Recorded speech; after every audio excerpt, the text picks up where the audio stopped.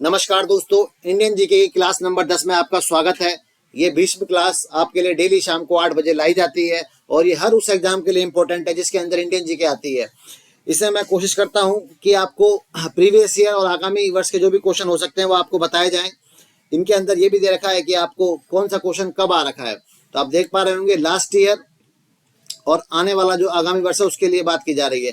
SSC, Delhi police, railway, Rajasthan police, हर exam के, state police, army, Agniveer, other state exam के लिए ये क्लास सबके लिए इंपॉर्टेंट है। आप यदि चाहते हैं तो इनके अंदर जो नए फैक्ट्स बताए जाते हैं, आप एक रजिस्टर पेन लेके बैठे और वो नए फैक्ट्सों को अपने हिसाब से तैयार करें, उन बातों को लिखें। आपने कहीं से भी तैयारी कर रखी हो, आप इन क्वेश्चनों के अंदर डिस्क्रिप्शन जो बताया जा रहा है, मेरा विश्वास है, ऐसा मेरा मानना है कि 40% बातें आपको नहीं देखने को मिलेगी। चलिए टाइम को खराब किए बिना स्टार्ट करते हैं। उससे पहले मेरी एक रिक्वेस्ट आपसे, जो चैनल पे पहली बार आए हैं, जो नए हैं, वो इस चैनल को सब्सक्राइब करें और अपने इन वीडियो को अपने उन दोस्तों तक पहुंचाएं जो इंडियन जीके में आने वाले किसी भी एग्जाम की तैयारी कर रहे हैं। ठीक है, पहला क्वेश्चन आपके लिए, मौर्य प्रशासन में सीमा शुल्क और टोल कलेक्टर को क्या कहा जाता है, आपको बताना है।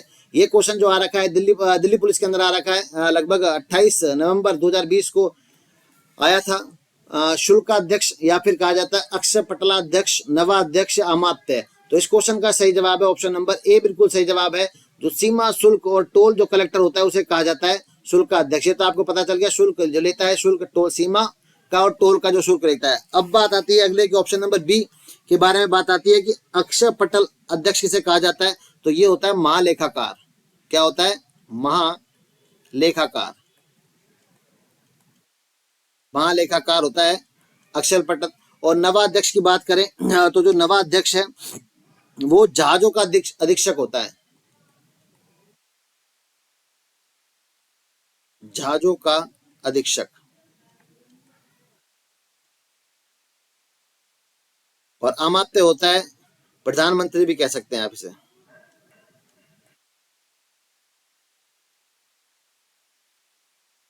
तो इस क्वेश्चन का सही जवाब आपको पता चल गया। इस क्वेश्चन का सही जवाब है ऑप्शन नंबर ए, सीमा और टोल को लेने वाला जो होता है वो होता है शुल्काध्यक्ष, महालेखाकार होता है अक्षय पटल अध्यक्ष, और जहाजों का अधीक्षक होता है नवाध्यक्ष, और अमात्य होता है प्रधानमंत्री। नेक्स्ट क्वेश्चन पर चलते हैं हम लोग। निम्नलिखित सम्राटों में से किसने मूल रूप से प्रसिद्ध बौद्ध स्तूप का निर्माण करवाया था? इस क्वेश्चन का सही जवाब बताएंगे आप लोग। यदि आपको पता है बौद्ध स्तूप जो है, बौद्ध स्तूपों में भी कौन सा, सांची का जो स्तूप है उसका निर्माण किसने करवाया था, तो सही जवाब होगा अशोक के द्वारा करवाया गया था सांची का स्तूप। ठीक है, और ये सांची का जो स्तूप है ये कहां पड़ता है? सांची स्तूप पड़ता है मध्य प्रदेश के अंदर, एमपी के अंदर पड़ता है। यदि आपको याद है अच्छी बात है। और इसी सांची के स्तूप के बारे में बात करें, 1989 किसमें शामिल किया गया? इसे शामिल किया गया विश्व धरोहर के अंदर।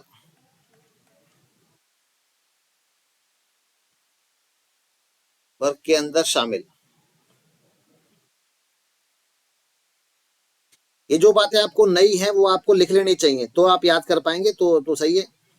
1989 में शामिल किया गया। अब चंद्रगुप्त, कनिष्क और ये बिंदुसार की बात करें तो चंद्रगुप्त इनसे पहले थे, इनके बिंदुसार के पिता थे, और बिंदुसार अशोक के पिता थे। और कनिष्क एक अलग वंश है जो कुषाण वंश आता है, जिसने सिक्के चलवाए थे, कुषाण वंश। सोने के सिक्के चलाने का श्रेय दिया जाता है कुषाण वंश को। तो ये बातें याद रखेंगे आप लोग। इस क्वेश्चन का जो सही जवाब है वो है ऑप्शन नंबर ए, अशोक के द्वारा।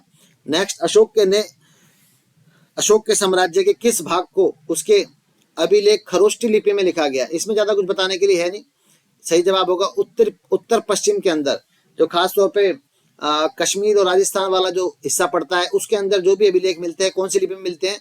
खरोष्टी लिपि में। क्वेश्चन कैसे आ सकता है? इसी क्वेश्चन को दूसरे तरह से चेंज कर सकते हैं और ये कह सकते हैं कि उत्तर पश्चिमी जो भारत है, साम्राज्य है अशोक का, उसके अंदर जो अभिलेख लिखे गए हैं वो किस लिपि के अंदर लिखे गए हैं? तो आप सबका जवाब और हम सबका जवाब होगा खरोष्टी लिपि।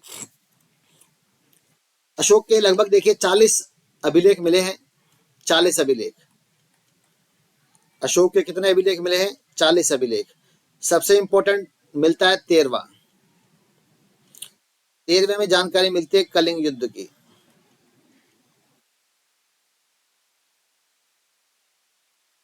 और कलिंग युद्ध हुआ था 261 ईसा पूर्व।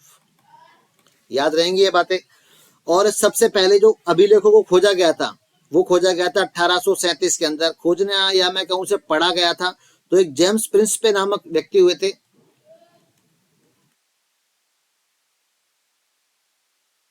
जेम्स प्रिंसेप, इनके द्वारा अशोक के अभिलेखों को सबसे पहले पढ़ा गया। ये बात आपको याद रखनी है, पेपर में सीधा क्वेश्चन आता है, तो इन बातों को लिख लिया करें प्यारे बच्चों। एक रजिस्टर छोटा सा लेके बैठे, उनके अंदर एक काम की बातें लिखें, आपको मेहनत नहीं करनी पड़े, क्योंकि आपकी जगह मेहनत हम लोग कर रहे हैं। नेक्स्ट क्वेश्चन है आपके लिए, सम्राट अशोक निम्न में से किस राजवंश के थे? तो बिल्कुल सही जवाब होगा, बहुत ही सिंपल है, मौर्य वंश। मौर्य वंश की बात करें, सम्राट अशोक मौर्य के संस्थापक जो थे, संस्थापक वो थे चंद्रगुप्त मौर्य। चंद्रगुप्त मौर्य।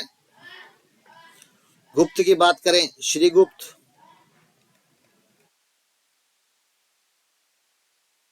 नंद की बात करें, महापदम नंद। और शुंग वंश की बात करें तो पुष्यमित्र शुंग।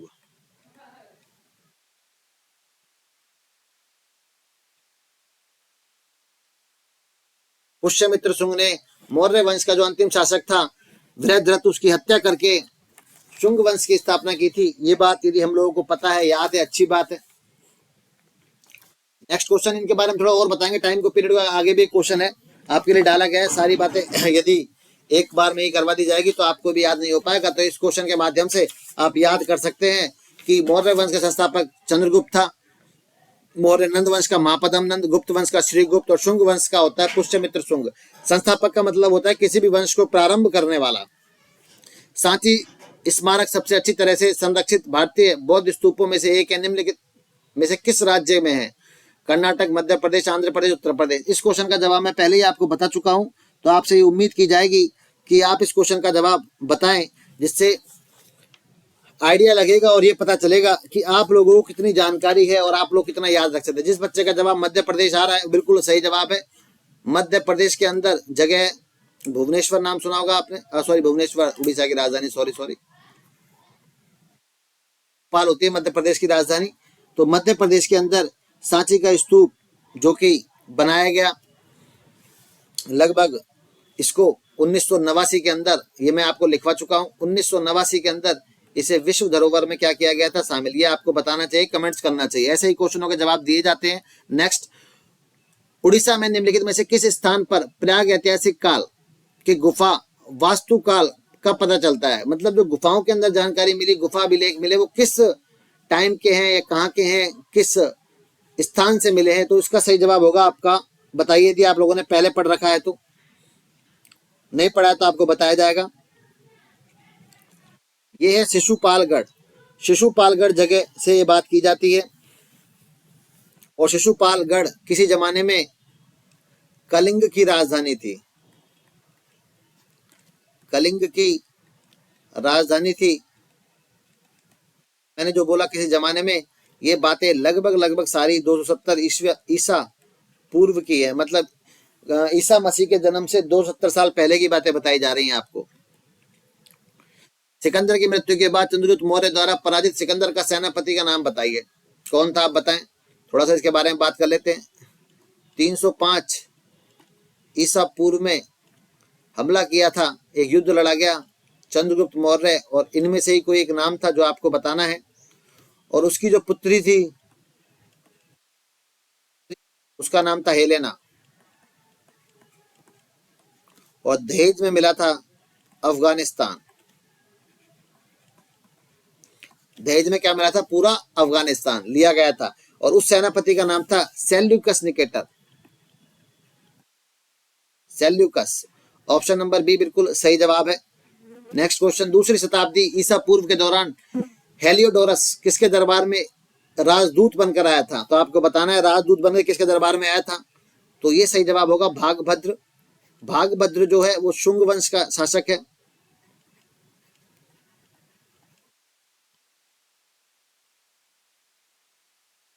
शुंग वंश का शासक, शुंग वंश का संस्थापक बता चुका हूं मैं आपको। संस्थापक कौन है? पुष्यमित्र शुंग। जिसने वृहदत्त की हत्या करके शुंग वंश की स्थापना की थी। सांची के महान स्तूप किसके द्वारा बनाए गए? सिंपल सा जवाब आप बताएंगे, आपको फिर भी मैं 5 सेकंड का समय देता हूं, इसमें कुछ ज्यादा बताने के लिए है नहीं, आपको मैं यही बातें 2-4 बार बता चुका हूं। जल्दी बताइए।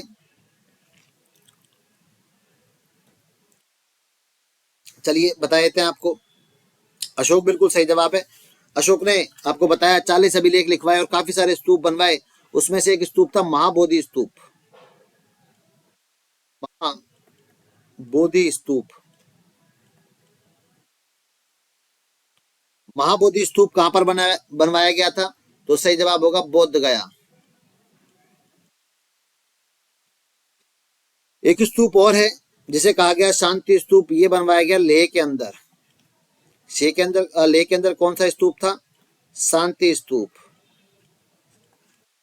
एक और स्तूप है जिसे बनवाया गया सारनाथ में। सारनाथ स्तूप की बात करें तो इसे बोला गया धमेक, धमेक स्तूप। एक और स्तूप है जो बिहार के अंदर बनवाया गया, इसे बोला गया केसरिया स्तूप।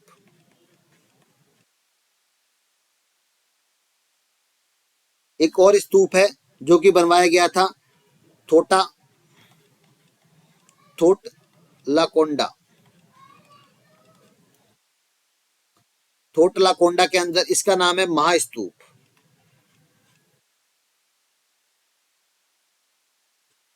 ये याद रखेंगे आप लोग, सबको याद होना चाहिए ये बात। सांची के महान स्तूप बनवाए गए सम्राट अशोक के द्वारा।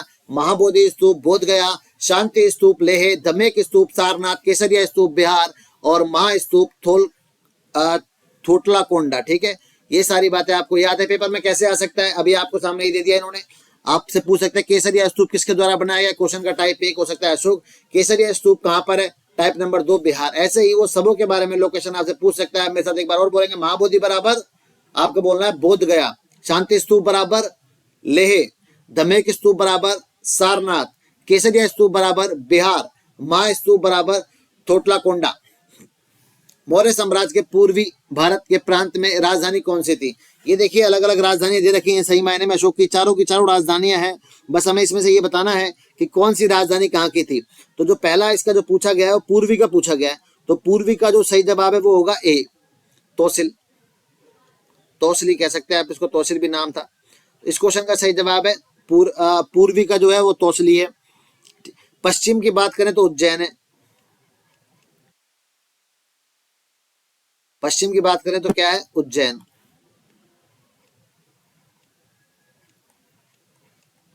पश्चिम की राजधानी क्या थी? उज्जैन थी। तक्षशिला की आपसे कोई बात करें तो उत्तर में। तक्षशिला कहाँ किस दिशा में राजधानी थी? उत्तर में। और सुवर्णगिरी कौन सा बच गया आपका? दक्षिण। ये अशोक की 4 राजधानियां थी, आपको पता होना चाहिए। पूर्व दिशा में तोसली था, पश्चिम में उज्जैन था, उत्तर में तक्षशिला था, सुवर्णगिरी दक्षिण में था। ये जानकारी आप लोगों को पता होनी चाहिए कि मौर्य साम्राज्य में अशोक के टाइम पे या उसके पूरे साम्राज्य के दौरान कि कौन सी राजधानी किस तरफ थी। और पूर्व में तोसली थी, पश्चिम में उज्जैन थी, उत्तर में तक्षशिला थी और दक्षिण के अंदर सुवर्णगिरी थी। सांची स्तूप की खोज 1818 में की गई थी। किसके द्वारा की गई थी? ये जेम्स प्रिंस पे तो उसका नाम नहीं है क्योंकि उसने सबसे पहले अशोक के शिलालेख पढ़े थे 1837 के अंदर। यदि आपको नॉर्मल यदि हम लोग तैयारी नहीं करते हैं तो सबसे पहले हम आंसर लगाते हैं जेम्स प्रिंस पे, क्योंकि हमें उतना ही पता होता है। तो इस क्वेश्चन का जो सही जवाब होगा वो होगा sir Henry Taylor. Option number A बिल्कुल सही जवाब। 1818 सांची के स्तूप की खोज सबसे पहले सर हेनरी टेलर के द्वारा की गई थी। ये बात याद रखनी है, आपको याद रहेगी। चलिए सांची के स्तूप पे ही आप 4 शेर देखते हैं जो अशोक स्तंभ के अंदर है। उसी पे आप 24 तिल्लियों वाला 24 तिल्लियां 24 तिल्लियों वाला अशोक चक्र देखते हैं। तो क्वेश्चन तो ये भी आता है ये सब कहां से लिया गया है? तो सांची के स्तूप से लिया गया। 24 तिल्लियां और 4 शेर, याद रहेगा। आगे चलिए, निम्नलिखित में से किस गुफा में राजा खारवेल का शिलालेख मिलता है? तो इसका सही जवाब बताइए। रसोईया गुफा, रानी गुफा, हाथी गुफा या सर्पगंध गुफा, कौन सा है? इसका सही जवाब है हाथी गुफा। राजा का नाम क्या है? खारवेल। खारवेल एक जैन राजा था, जैन राजा, ठीक। और इस गुफा से जो जानकारी मिलती है 261 ईसा पूर्व मिलती है युद्ध की जानकारी, जिसका नाम क्या है? कलिंग। कलिंग का युद्ध, कलिंग के युद्ध की इसमें जानकारी मिलती है। और सबसे बड़ी जो बात है, अब कलिंग की बात करें तो ये वर्तमान का, जो वर्तमान में हम लोग उड़ीसा बोलते हैं, ओडिशा, उड़ीसा की बात की जा रही है। और इसकी राजधानी वर्तमान में भुवनेश्वर, भुवनेश्वर वहीं की है बात है, हाथी गुफा शिलालेख। और जो प्रॉपर स्थान था कलिंग का वो था ढोली। ढोली स्थान का नाम क्या है? ढोली। आगे, निम्नलिखित में से कौन सा मौर्यकालीन स्थल भारत के पूर्णतः उत्तरी भाग में अवस्थित है? निम्नलिखित में से कौन सा मौर्यकालीन स्थल है जो पूर्णतः उत्तरी भाग में स्थित है? यदि आपको लॉजिक आपके पास है तो आप इस क्वेश्चन का जवाब दे सकते हैं। उत्तरी भाग की बात की जा रही है तो इसका जो होगा सही जवाब है वो है टोपरा। अशोक के साम्राज्य के हिसाब से जो पूर्णतः उत्तरी भाग में स्थित है वो है टोपरा। टोपरा अभिलेख, मेरठ स्तंभ लेख, दोनों को फिरोज शाह तुगलक दिल्ली ले आया। फिरोज शाह तुगलक मतलब FST कहां पर लेके आया? दिल्ली लाया। याद रहेगी बात। क्वेश्चन कैसे आता है? निम्नलिखित में से कौन सा शासक अशोक के टोपरा स्तंभ को दिल्ली ले आया? तो जवाब होता है FST मतलब फिरोज शाह तुगलक। एक बात। दूसरा क्वेश्चन, फिरोज शाह तुगलक अशोक के कौन से स्तंभों को लेके आया था? तो सही जवाब होता है टोपरा स्तंभ और मेरठ स्तंभ। याद रहेंगी ये बातें। मेगा सीरीज के अनुसार चंद्रगुप्त मौर्य के शासन में समाज कितनी जातियों में बटा हुआ था? मतलब जातियों को मतलब कितने भाग में बटा हुआ था, आपको ये बताना है। यदि आप बता सकते हैं तो बताइए। सही जवाब है 7, ऑप्शन नंबर डी। मैं कुछ प्रमुखों के नाम लिखता हूं। दार्शनिक, दार्शनिक आप जानते हैं ब्राह्मण टाइप के लोग जो पढ़ने लिखने का काम करते थे। ब्राह्मण का मतलब कि जाति से नहीं है, जो भी विद्वान है वो सब ब्राह्मण है, पर हर ब्राह्मण विद्वान हो ये जरूरी नहीं है। तो आपको कर्म पर ध्यान देना है, ना कि जाति पर। दूसरा किसान, तीसरा चरवाहा, चौथा व्यापारी, पांचवा योद्धा, छठा बात करें पर्यवेक्षक,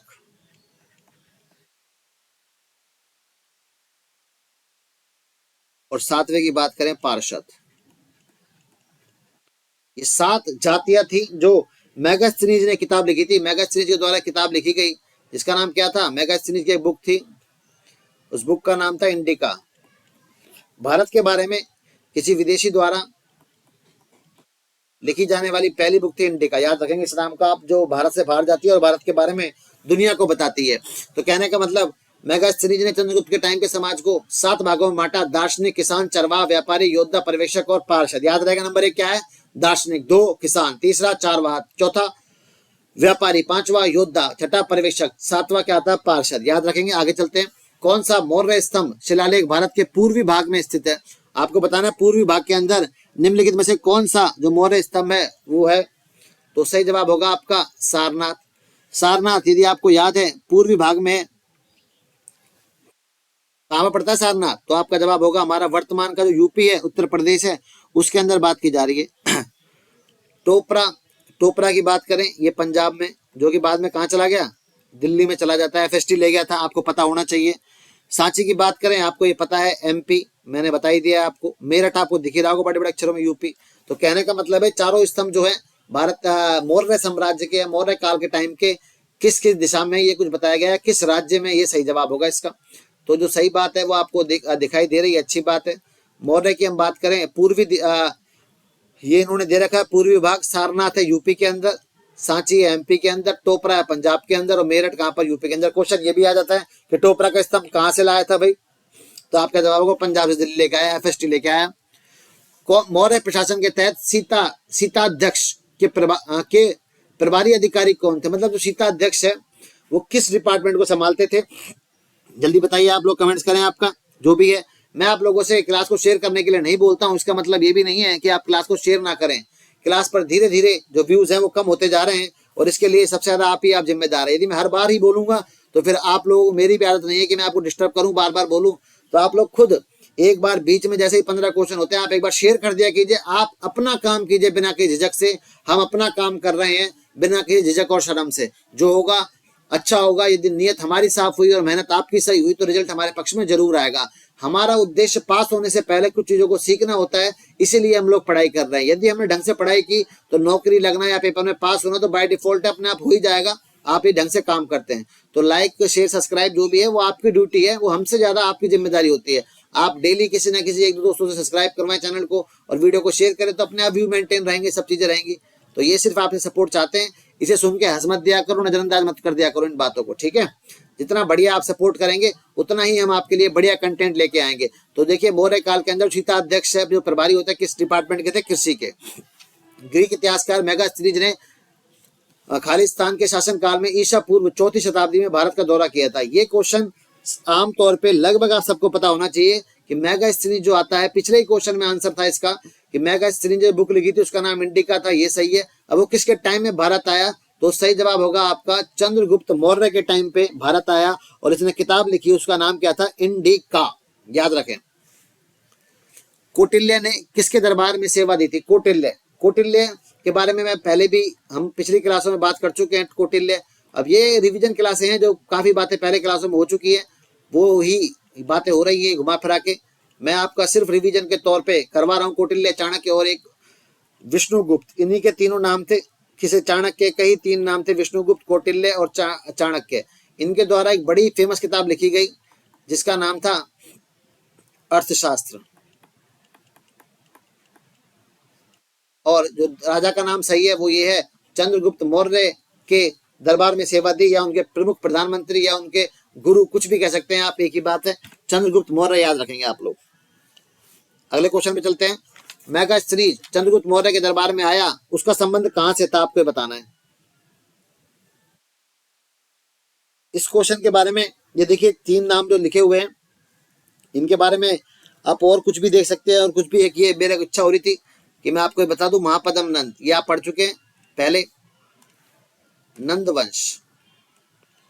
वंश का संस्थापक, मैं जितनी बार भी चीज लिखता हूं ये मान के चलिए उतनी इंपॉर्टेंट है। और ये तीनों किस वंश के थे, मौर्य काल।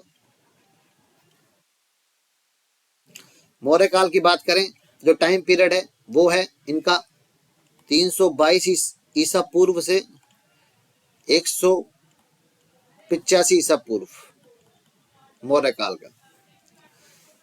मेगास्थनी चंद्रगुप्त के दरबार में आया था, उसने किताब लिखी इंडिका, उसका संबंध कहां से था, तो इसका सही जवाब होगा ग्रीस, क्योंकि वहीं से आया था सिकंदर, और सिकंदर का ही सेनापति था सेल्यूकस निकेटर, जितने भेजा था मेगास्थनीज को चंद्रगुप्त के दरबार में। ये बात याद रहेगी आप लोगों को, याद रह सकते हैं, कमेंट्स करें यस लिख के, जिससे मुझे पता चल जाएगा कि मैं जो क्वेश्चन करवा रहा हूँ ये आपके क्वेश्चन है और थोड़ा सा आपको समझ में भी आ रहा है। निम्नलिखित में से सबसे प्रसिद्ध अशोक स्तूप, अशोक का होगा स्तूप कौन सा था, सबसे प्रसिद्ध अशोक का स्तूप कौन सा था। ये बहुत ही सिंपल क्वेश्चन है आपके लिए। सबसे ज्यादा अभी तक कौन सा आया स्तूप बताइए आप, सारनाथ, सांची, वैशाली, राजगृह। तो सही जवाब होगा इस क्वेश्चन का सांची का स्तूप सबसे प्रसिद्ध है, एमपी के अंदर है, विश्व धरोहर में 1989 के अंदर शामिल किया गया। ये बातें याद रखनी है आपको। निम्नलिखित में से कौन सी संस्कृत कृति जिसमें दरबार में षड्यंत्र तथा चंद्रगुप्त मौर्य के सत्ता के आने से संबंधित है, आपको बताना है। और इसकी रचना किसने की थी ये भी बता सकते हैं आप। कौन सी है वो कृति बताएंगे आप। सही जवाब है इसका मुद्रा राक्षस। लैंग्वेज कौन सी है, संस्कृत। राइटर मतलब लेखक, लेखक कौन है इसके, लेखक की बात करें तो विशाख दत्त। विशाख दत्त के बारे में बात की जा रही है, ठीक है। और जो ये दे रखा है देखिए, मृचक कटिका, ऋतु संगार और कुमार संभव, ये तीनों जो पॉइंट दे रखे हैं, इन किताबों की जो रचना की थी वो की गई है कालिदास के द्वारा। इनकी रचना किसके द्वारा की गई थी, कालिदास द्वारा।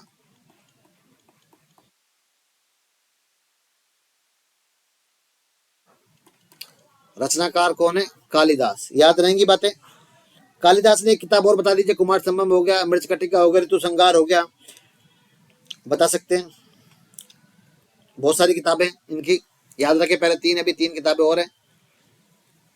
देवी चंद्रगुप्तम भी नहीं की है। आगे चलते हैं। निम्नलिखित में सबसे पुराना राजवंश कौन सा है? आपको ये बताना है सबसे पुराना राजवंश कौन सा है। तो आप बताइए, कोशिश कीजिए आप। मैं 4 राजवंशों के टाइम लिख रहा हूं।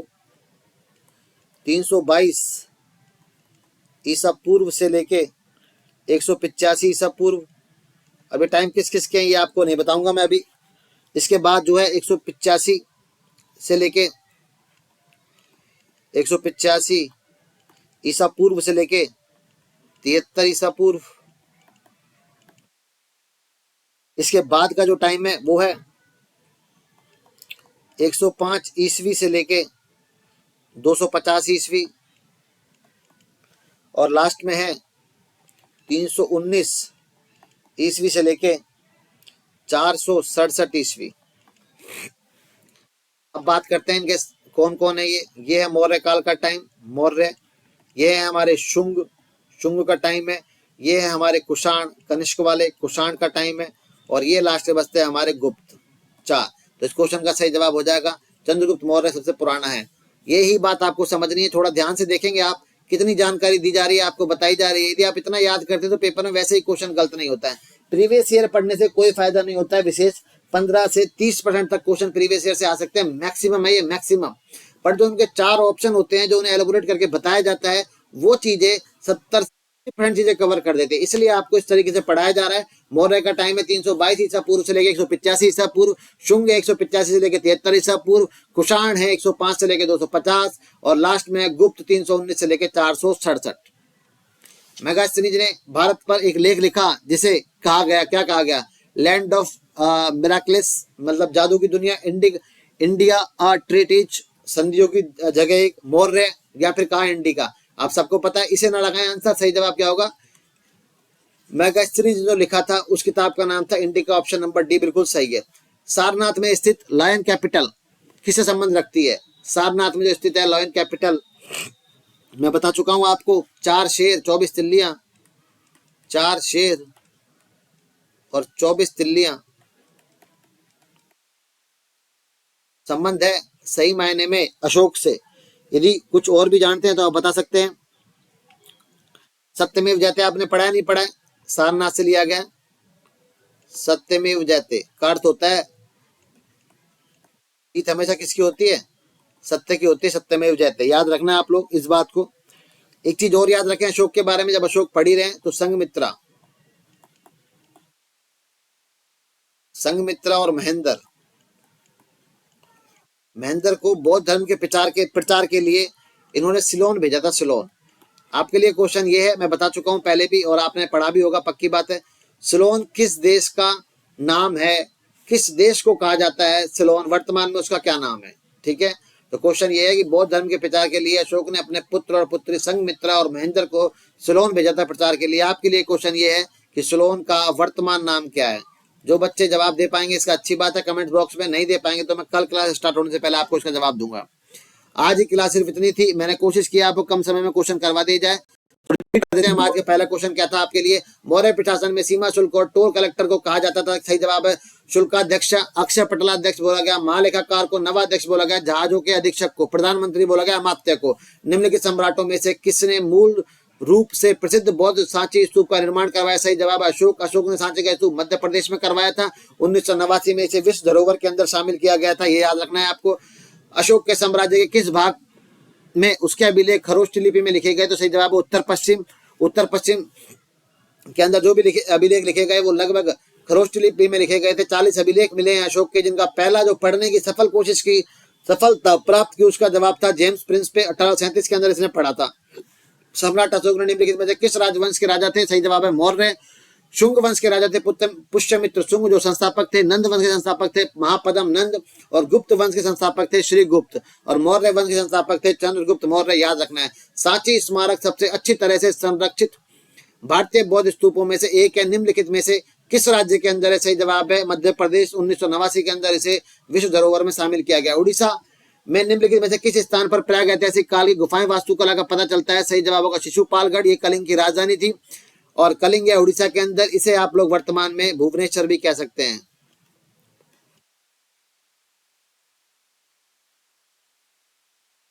सिकंदर की मृत्यु के बाद चंद्रगुप्त मौर्य द्वारा पराजित सिकंदर के सेनापति का नाम क्या था? सही जवाब है सेल्यूकस निकेटर थे। 305 ईसा पूर्व के अंदर सेल्यूकस निकेटर चंद्रगुप्त मौर्य के बीच में युद्ध हुआ, जिस युद्ध में सेल्यूकस निकेटर हार जाता, चंद्रगुप्त मौर्य जीत जाता है और सेल्यूकस निकेटर बदले में अपनी पुत्री हेलेना का विवाह करवाता है। किससे? चंद्रगुप्त मौर्य से। और दहेज में देता है पूरा अफगानिस्तान, याद रखेंगे आप। दूसरी शताब्दी ईसा पूर्व के दौरान हेलियोडोरस किसके दरबार में राजदूत के रूप में आए थे? तो सही जवाब भागभद्र शुंग वंश के राजा थे और संस्थापक थे पुष्यमित्र शुंग। सांची में महान स्तूप जो है किसके द्वारा बनाया गया? सही जवाब है अशोक के द्वारा बनाया गया। अशोक ने बहुत सारे स्तूप बनाए, जिसमें से एक इंपॉर्टेंट है बोध गया का महाबोधि स्तूप, लेह का शांति स्तूप, सारनाथ का धमेक स्तूप, बिहार का केसरिया स्तूप और थोटला कोंडा का महास्तूप। ये बातें याद रखनी है, वेरी वेरी मोस्ट इंपॉर्टेंट है। यदि इन बातों का आप किसी पेज में लिख लेते हैं तो आपके लिए बहुत ज्यादा काम करेगा, आपको क्वेश्चन देखने को पेपर में मिल सकता है। मौर्य साम्राज्य के पूर्वी भारत के प्रांतों की राजधानी क्या थी? तो जो तौसली थी वो पूर्व की थी, उज्जैन पश्चिम में थी, तक्षशिला उत्तर में थी और सुवर्णगिरी दक्षिण में थी। ये क्वेश्चन भी राजधानी के हिसाब से आपके लिए है, वेरी वेरी मोस्ट इंपॉर्टेंट। तौसली बराबर पूर्व, उज्जैन बराबर पश्चिम, तक्षशिला बराबर उत्तर और सुवर्णगिरी बराबर दक्षिण। सांची स्तूपों की खोज 1818 में किसके द्वारा की गई थी? सही जवाब है सर हेनरी टेलर के द्वारा खोज की गई थी। निम्नलिखित में से किस गुफा में राजा खारवेल का शिलालेख मिलता है? सही जवाब है हाथी गुफा। खारवेल जैन राजा थे। 261 ईसा पूर्व के अंदर कलिंग के युद्ध की जानकारी मिलती है। उड़ीसा की राजधानी भुवनेश्वर है और यह युद्ध हुआ था, उस समय उस जगह का नाम था ढोली। निम्नलिखित में से कौन सा मौर्यकालीन स्थल भारत के पूर्णतः उत्तरी भाग में अवस्थित है? सही जवाब होगा टोपरा। टोपरा और मेरठ जो स्तंभ है उनको फिरोज शाह तुगलक लेके आया था दिल्ली, याद रखना है। क्वेश्चन ऐसे भी आता है अशोक के किन स्तंभों को फिरोज शाह तुगलक दिल्ली लेके आया था? सही जवाब होता टोपरा और मेरठ। मेगा सीरीज के अनुसार चंद्रगुप्त मौर्य के शासनकाल में समाज खालिस्तान जातियों में विभाजित था। सही जवाब होगा 7 जातियों में। किताब में इंडिका के अंदर जानकारी मिलती है। नंबर 1 दार्शनिक, 2 किसान, 3 चरवाहा, 4 व्यापारी, 5 योद्धा, 6 पर्यवेक्षक और 7वें नंबर पर आता है पार्षद। कौन सा स्तंभ शिलालेख भारत के पूर्वी भाग में स्थित है? कौन सा स्तंभ है जो मौर्य स्तंभ शिलालेख भारत के पूर्वी भाग में स्थित है? तो इस क्वेश्चन का सही जवाब होता है आपका सारनाथ, यूपी के अंदर है। बिल्कुल सही जवाब है। इस क्वेश्चन का सही जवाब क्या है? सारनाथ। सांची एमपी के अंदर, टोपरा पंजाब के अंदर, मेरठ है यूपी के अंदर, याद रखेंगे आप लोग। मौर्य प्रशासन के तहत सीता अध्यक्ष प्रभावी था, किसका था? कृषि का। बिल्कुल सही जवाब है। ग्रीक इतिहासकार मेगा सीरीज ने शासन काल में ईसा की 4वीं शताब्दी में भारत का दौरा किया था। सही जवाब होगा आया था चंद्रगुप्त मौर्य के समय में आया था। मेगा सीरीज किताब लिखी थी इंडिका। कौटिल्य ने किसके दरबार में सेवा दी? तो कौटिल्य को आप लोग जानते हैं चाणक्य के नाम से जानते हैं, विष्णुगुप्त के नाम से, जो कि गुरु थे किसके?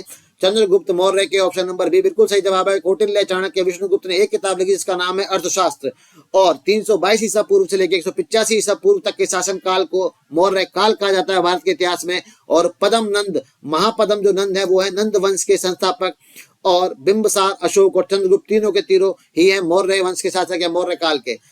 मेगास्थनीज चंद्रगुप्त मौर्य के दरबार में आया, उसका संबंध कहां से था? तो ग्रीस। बिल्कुल सही जवाब ऑप्शन नंबर ए। निम्नलिखित में से सबसे प्रसिद्ध अशोक स्तूप कौन सा है? तो है सांची का स्तूप मध्य प्रदेश के अंदर। ये बात मैं आपको आज 5वीं बार बता रहा हूं, जब आपके पेपर में क्वेश्चन आए तो ये सही जवाब होना चाहिए, क्योंकि आपको बता दिया गया है सांची का स्तूप मध्य प्रदेश के अंदर है और 1989 को उसे विश्व धरोहर में शामिल किया गया।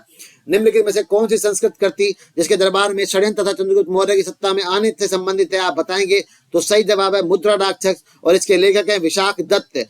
मृच्छकटिका, ऋतु संहार और कुमार संभव के रचनाकार है कालिदास, आप याद रखेंगे। निम्नलिखित में सबसे पुराना राजवंश कौन सा है? तो 322 से लेकर 185 ईसा पूर्व मौर्य, 185 से 73 ईसा पूर्व शुंग, 105 से लेकर 250 कुषाण, 319 से लेकर 467 गुप्त। मेगा सीरीज ने भारत पर एक लेख लिखा जिसे खालिस्तान कहा गया है, उस किताब का नाम क्या है? सही जवाब है इंडिका। सारनाथ में स्थित लॉयन कैपिटल किससे संबंधित है? लॉयन कैपिटल का मतलब है 4 शेर वाली जो स्तंभ आप देखते हैं वही है, अशोक के द्वारा बनवाया गया। 24 तिल्लियों का अशोक चक्र बनवाया गया और उसके नीचे लिखा गया सत्यमेव जयते, सत्य की सदा जीत होती है। और अशोक ने बौद्ध धर्म के प्रचार के लिए अपनी पुत्री संघमित्रा और पुत्र महेंद्र को सिलोन भेजा था। यदि अभी तक जवाब नहीं मिला है तो सिलोन का वर्तमान नाम है श्रीलंका। जिनको जवाब आता था वो कमेंट बॉक्स में इसका जवाब दे सकते हैं। Thank you for watching. इस वीडियो को देखने के लिए आपका बहुत बहुत धन्यवाद। आप वही बात दोबारा बार बार बोल देता हूँ, लाइक करें वीडियो को जिन्होंने अभी तक नहीं किया है, शेयर करें अपने दोस्तों में जहां तक वीडियो अभी तक नहीं पहुंची है। सब्सक्राइब करें इस चैनल को, अपने विजय श्री सब्सक्राइबर को बढ़ाएं, जिससे हम जल्दी जल्दी हमारा टारगेट पूरा कर सकें और आप लोगों की तैयारी में और नई क्लासें ला सकें। हम तो एक दो क्लासें लाने की और सोच रहे हैं, पर आपका सपोर्ट उतना अच्छा नहीं है, उतना सपोर्ट आप लोग नहीं कर रहे हैं। वीडियो पे लाइक लगातार व्यूज घटते जा रहे हैं, जो एक कारण है कि आप लोग शेयर नहीं करते हैं। आप अपने दोस्तों को बताएं कि आप एक काम की क्लास चल रही है। आज के लिए इतना ही, मुलाकात कल होगी। इसके बाद 9:15 बजे A1 सर की आपकी मैथ की क्लास आएगी, उसे जरूर देखें। और मैथ में बिल्कुल जीरो से पढ़ाया जा रहा है, आप उस पर अपनी मेहनत करें और आपकी तैयारी को और मजबूत करें। धन्यवाद।